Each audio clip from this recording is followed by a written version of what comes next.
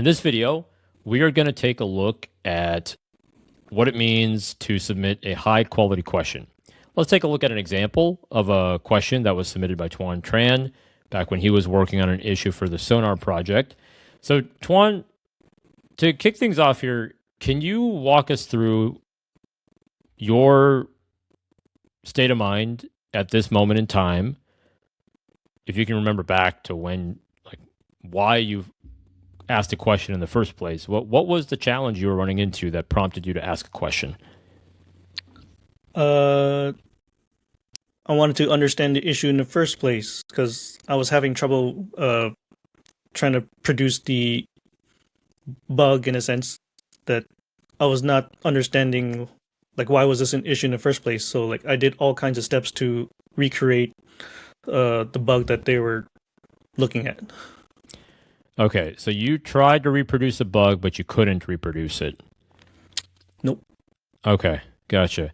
And so can you walk us through the question then? Like, how did you ask this question? There's a lot of bullet points here. Can you just kind of give us a brief overview of what's going on here with these bullet points? I just gave a detailed like steps I did to make sure there was like no misunderstandings. Of these are the exact steps, and I wanted them to understand, like, I did try my best to, like, trying to recreate the bug, and then maybe if, like, out of these steps they see something like, oh, there was something that I was missing, so that I can find this bug. So I was trying to, like, get an answer from them of, like, okay, maybe I did something wrong, so I'm gonna give them a full detailed things I did so that it'll be more clear for them. Okay. Right. So you wanted to double check your work, basically. Like, did I make a mistake at any of these steps? Yeah. That makes sense. So I'll highlight a few things that I really like about this question that makes it stand out as a high quality question.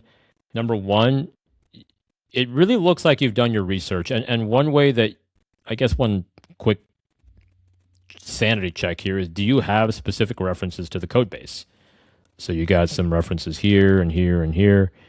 Number two is you do have a list of actions you've tried so far.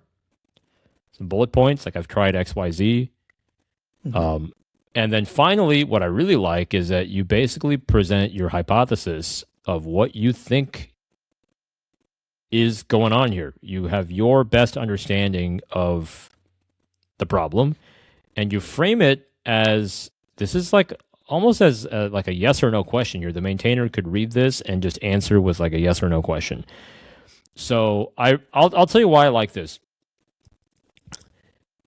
First of all, it shows that you're serious, that you've done your homework. So the maintainer is going to, you're going to inspire the maintainer to invest some time with you, because you are signaling that, look, you will go the distance. You're the kind of person who will follow through. But secondly, and more importantly, I think, is you're making it really easy for the maintainer to answer your question. The fact that it could be answered with a yes or no means the maintainer could spend like 2 minutes reading your question and just answering it. You could imagine you could ask the same question in a different way. You could have asked it in a more open-ended way. You could have said, like, hey, maintainer, I don't know how to repro the bug. Can you tell me how to repro the bug? How would you do it? Question mark. Then the maintainer would have to do a lot more work to explain it. And the more work it is for the maintainer to answer it, the less likely it is they're going to answer. You made it easy for the maintainer to answer it, and I don't think it's a coincidence that you did get an answer. And he was able to point out, like, oh, that this step, bullet point number 4, the thing where you use Nya, the Nya indexer, that might be a problem here. And I think you mentioned that somewhere here, right? So, okay. So there you go. That is my advice for how you can craft a high quality question.